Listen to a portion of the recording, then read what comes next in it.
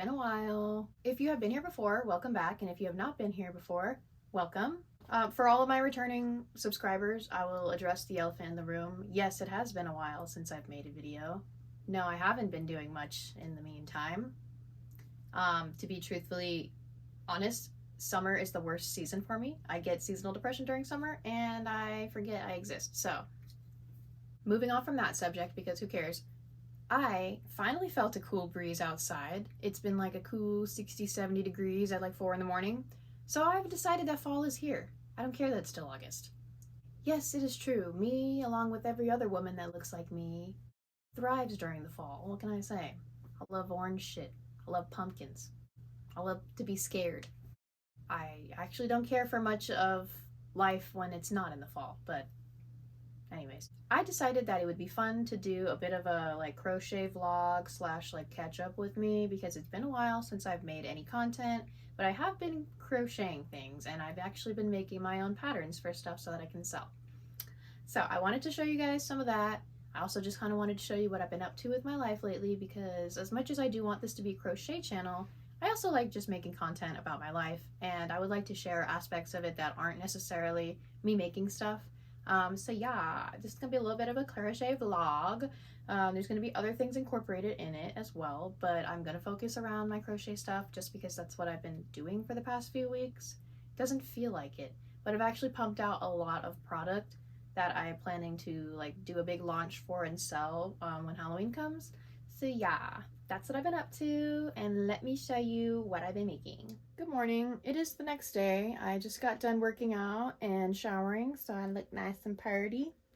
Before I get into this video, I actually wanted to show you guys my Halloween decorations that I put up, because I just did it this last weekend, and I'm not gonna lie, it looks damn cute, and I need to show somebody, and that means everybody.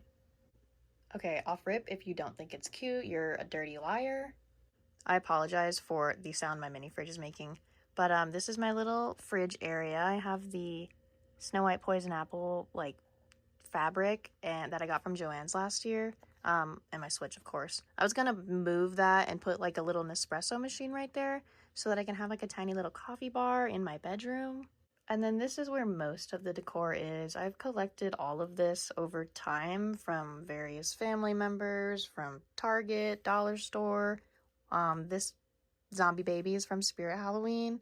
I have literally wanted one for years, and guess who has a job now? My Deftones pumpkin. I worked very hard on that. It literally took me like 3 hours to draw just the horse, and then I gave up on the font and used a Cricut machine because what do I look like spending another 3 hours writing the word Deftones? My Nana made me this little kitty cat because I broke the previous one she had given me. This is this little guy here. I made this when I was like a child in like kindergarten. It's not really Halloween, but it's cute enough for me to put it out. My Nana also made this pumpkin. Can we give her a round of applause for her talent? The rest of these, this guy here is from the dollar store. This guy too, these flowers and eyeballs. And then my little teddy bears are, guess who from? My Nana. But now that I've showed you my little area, I'm now going to show you the things I've been working on. They are also like all Halloween themed pretty much. All right, let's get to it. So I've made a fair amount of things the past few weeks. I want to say like month. I haven't posted a video in a very long time, but I have been busy. I started off with making some keychains. I got some key rings off of Amazon because I felt like that was something that I could kind of pump out fast, that I could take to a market and sell. I can make them customizable, I can add names to it, I can do different shapes and stuff like that. And that is what you see on my wall here. So the first like little design that I made, I actually found online. Did not design this myself, but it's like a little butterfly. I did a few colors. I did these green ones, and then I did some, I guess just like pastels with more of the wooden beads. Felt like they were really cute. They were kind of something simple that everybody could, you know, afford per se. They're pretty inexpensive to make, therefore they're inexpensive when you're selling them as well. I know that many crochet products can be on the pricier side for those who aren't used to buying things that are handmade. Fast fashion has absolutely destroyed this planet, And now the idea of a product costing more than $10 makes people like want to burn the whole business down. But truthfully, when there's somebody actually creating something from nothing, from a piece of string, there is some work being put into it. There is time, there is effort, there is a lot of thinking, and it is not something that you can price for very cheap, even if it is something that looks cheap. Now, moving on to like the actual accessories and like clothing items that I've made, the best outcome I've had so far is my skull beanie hats. I've done beanies as well as bucket hats. I think they're very cute. I'll try it on, sure, since you asked. Very cute, very simple.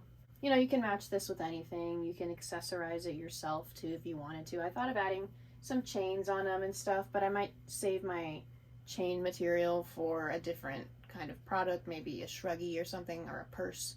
But yeah, these I designed myself. I actually did just finish a pattern for them for both styles that I'm going to be selling. It is the first pattern I've ever like written like formally, breaking down everything. I'm very descriptive with my patterns because I use them when I go back to make something.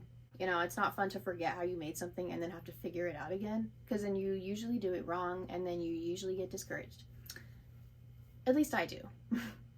But yeah, these were like the most recent thing that I've been working on, just because I feel like they're kind of like neutral. They don't have to be for just Halloween. They can kind of just like, you know, be like a punk style, alternative, goth, whatever you want to call it. And yeah, I'm really happy with how the design actually came out. Okay, this next item I actually made last year. Actually, I'll show the other one. I made both of these last year. This is a spiderweb lace top.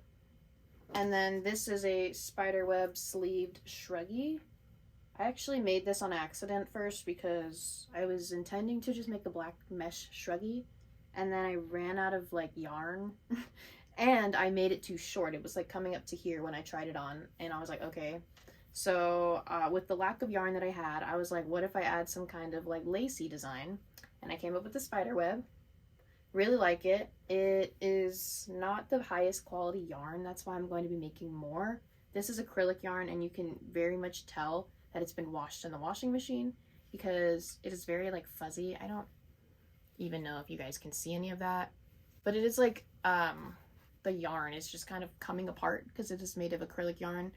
And you know, value yarn is great for like solo projects or, you know, trying something out, but when you want to sell stuff and it looks like this, you cannot charge a lot.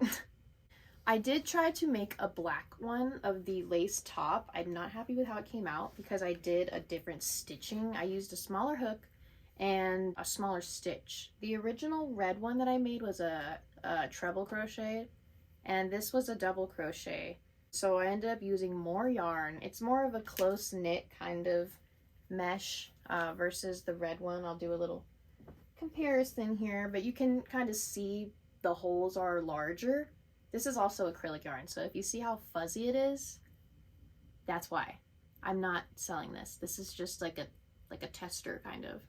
It's for myself too. But yeah, so I am working on another one of these right now with a larger hook and larger stitching. I've actually started it last night. It's sitting right here. I'm doing it in white because spiderweb.